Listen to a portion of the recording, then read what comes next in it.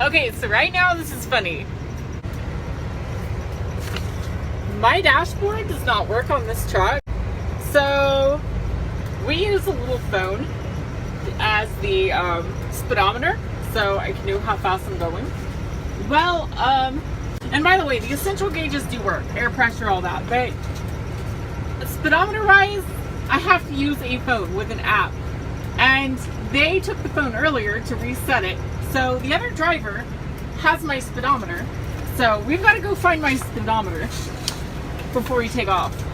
Well, it ain't cheap being poor, and I can't take any more of the tickets and the taxes and the fees. I work hard. Do you have my speedometer? Oh, okay.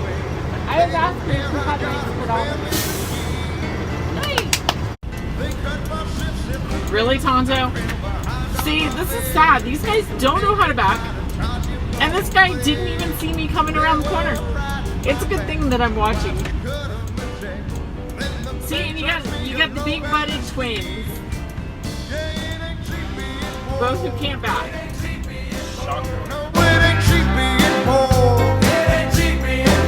I work hard for my pay, and they take it away, and they wonder why the hell I'm so poor.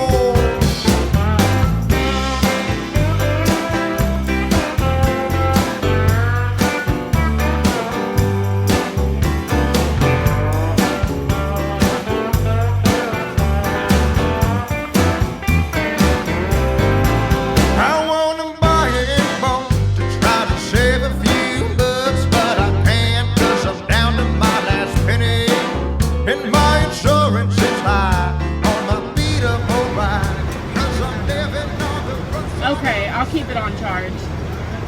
Awesome, thanks. Woohoo! My speedometer. It's called Thunder 77. Thunder 77 speedometer. But apparently you have to keep plugged in at all times, otherwise it glitches out. It kept shutting off on me the other night and resetting, so I had no dash or no speedometer. So that's why they took it tonight. They wanted to reset the phone and see if that helped. Yay, my speedometer. Other thing I have with this truck is it's got a 2-inch lift on the fifth wheel, so I have to be really careful and double check everything before backing under a trailer. Oh my god, it is so cold outside. I was out of the truck for, I don't know, maybe 2 minutes tops with gloves. And after warming up the truck, I'm feeling like toasty. And I can't pull my nose. I'm gonna have to talk all nasally. Yeah, on the road again. I can't wait to get on the road again. Anyway, I can't feel my fingers. I can't. It's so cold. They're saying tonight, if you're out in the cold for more than like 4 minutes, just 4 minutes, you'll need medical attention. That is how cold it is up here in Kansas. Record temps. They said it hasn't been this cold in the Midwest in like 10 years. So, yeah. So I've got like a timer. I got like 4 minutes. 4 minutes to get in and out. It's crazy. Oh my god. So cold. It's one reason I like going south. Down south it's supposed to be like 30 something degrees tonight.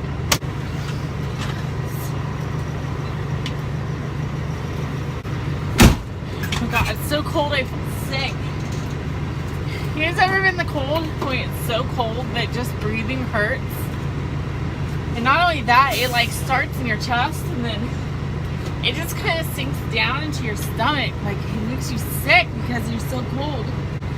If you haven't noticed, I've like changed my idea of like, hey, I would love to live in Alaska because of all the snow. Now mind you, is it like 15, 20 degrees and snow? Yeah, whatever, I like it. But OMG. I guess it's bad. Alaska's worse. Gar.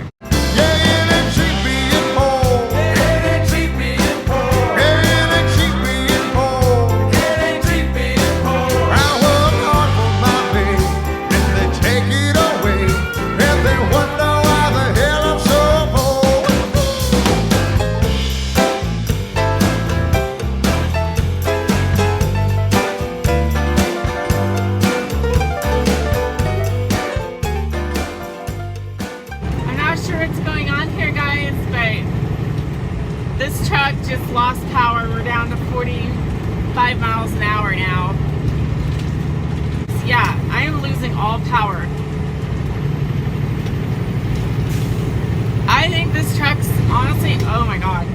Yeah, it is cutting in and out really bad.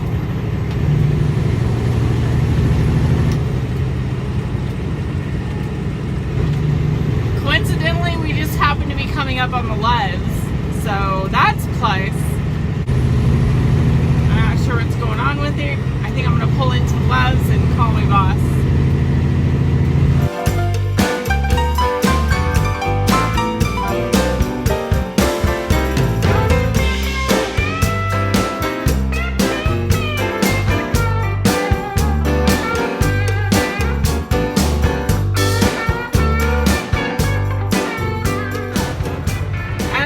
This time of night, there's like no parking whatsoever at the Loves.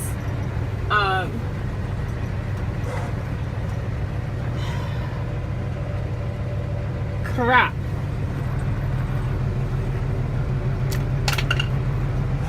Yeah, see, about 3 a.m. there would be parking. There's like nowhere to park, so it's a very chancy move. But I'm going to pull around, pull next to the Swift driver, just in case he wants me to put it in the shop, and we could pull over there to, pull over to the shop if it's even open 24 hours. That I do not know.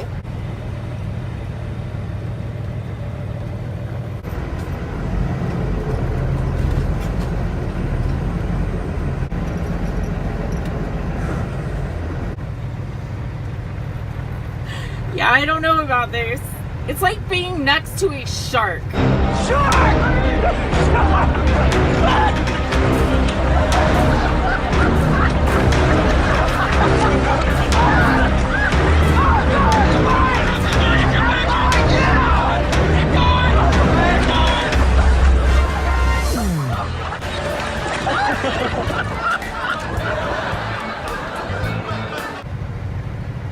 Yeah, living dangerously.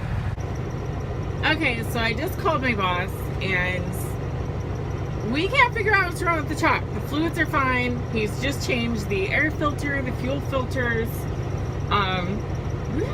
We've had a lot of work done to this truck. Like, this is a rebuild engine. It's barely got any miles on it.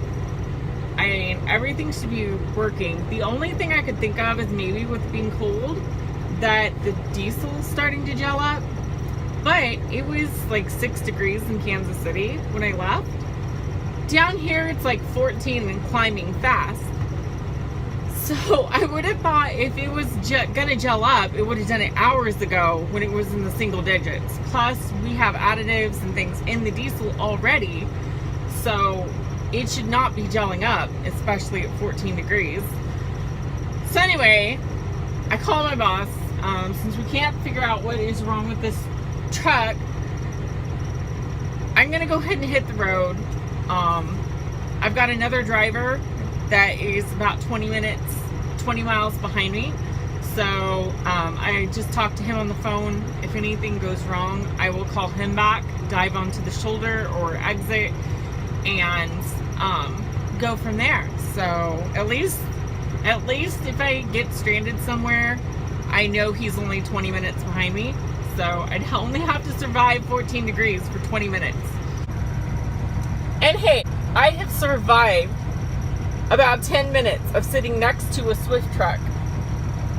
And I am still alive. And without a scratch. What do you know?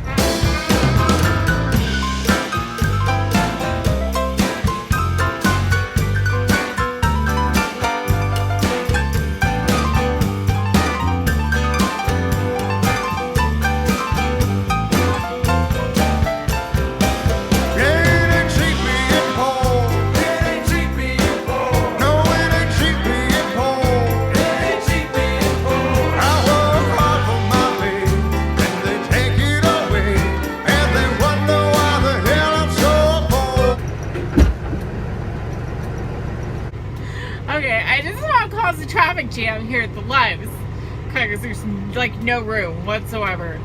but I decided to double check the fuel filters because they were replaced recently. So I just checked that on the tractor, went ahead and double checked, you know, belts, checked everything else. Everything looks in great shape. There's no oil leaking from the turbo. I've had issues with that before, losing power because you sprung a leak on the turbo, and then hell, I've had a truck catch on fire that way before. So it sucks. So I've looked everything over, checked everything, fluids, everything looks great on the tractor. So the only other thing I might check real fast is go ahead and do a brake check, because I noticed my air pressure on one of the tanks dropped like 30 psi real fast, and then it bounced back. So I'm wondering if it's a glitch on my gauges or if I've actually got an air leak. I walked around the tractor, could not hear an air leak anywhere. So I really don't want to shut off the tractor, but I have to for the air brake test. I'm gonna at least try this real fast. Come on, baby.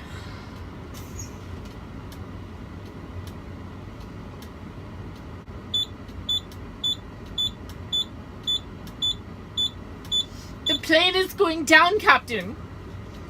I say that every time this thing beeps. Okay, no, it's good.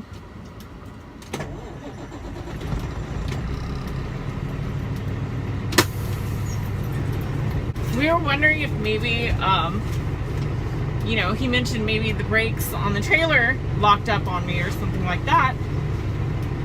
But no, I mean, I have not engaged the trailer brakes. I'm not officially telling you guys to do that, but I know from experience driving through Wyoming in the north, in the bitter cold, if you set your trailer brakes and it's like single digits or teens, it can freeze and lock up those brakes, and it's a pain in the ass to get them undone. So I just set my tractor brakes only, call it good. That way you don't have to worry about that. So I don't know, I guess we'll hit the road and find out. It ain't no wonder why the hell I'm so. Okay, so what I got right now, I'm like blocking traffic. Everyone's been struggling getting around in here. I'm at the entrance of Love's, coincidentally. This fucking thing keeps sliding down, and these cars are getting in the way of just lining up with the battery box. So I got me a bungee, so I'm gonna try to bungee this thing in place.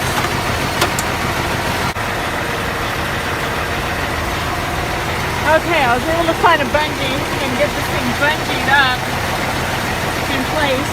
This should allow me to be able to put the box in. I tried hammering the hell out of it, it didn't work.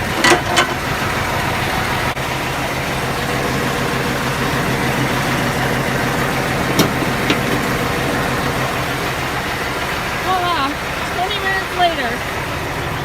Fine.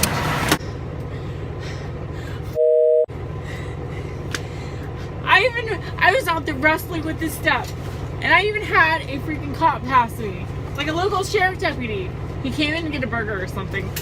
He saw me the first time, then he comes out, sees me like wrestling with this thing, keeps driving. Bubblegum machine up ahead. Damn it all. Yeah, you know, I used to be one of you guys. Are you serious? I'm supposed to be your brethren or your sister. Anyway, I'm gonna try and hit the road. We're gonna see how far we can make it. Well, it ain't cheap being poor, and I can't take any more of the tickets and the taxes and the fees. I work hard for my pay, and they take it away like they don't care. I got a family to feed. They cut my shifts at the mill. I fell behind on my bills, and when you're late, they try to charge you more money. They were riding my back, so I just cut them. Oh, we got action now. So there was an ambulance coming on the on-ramp the wrong way back there, and this cop just turned around. Oh, we got an accident over here.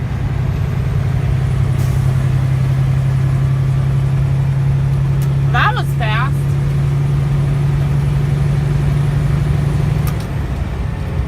Yeah, see, there's another one. That did not look good. Yeah, I was driving on that last exit, And I did a double take. There's a freaking ambulance with its lights on coming up the off-ramp the wrong way onto the highway. And I'm like, oh, this must be serious. So he whipped around behind me, and then here come all these cops. God, you know what I just realized, guys? This is freaking creepy. You know what I just realized? It looks like that guy, because there was marks in the median over there to the left. It looks like that vehicle crossed the median, went across head on in my lane, and then rolled over there on the other side of the highway. You guys realize if I wouldn't have been delayed the last like 20 minutes, that thing could have crossed right in front of me. Then the bank charged me a low balance.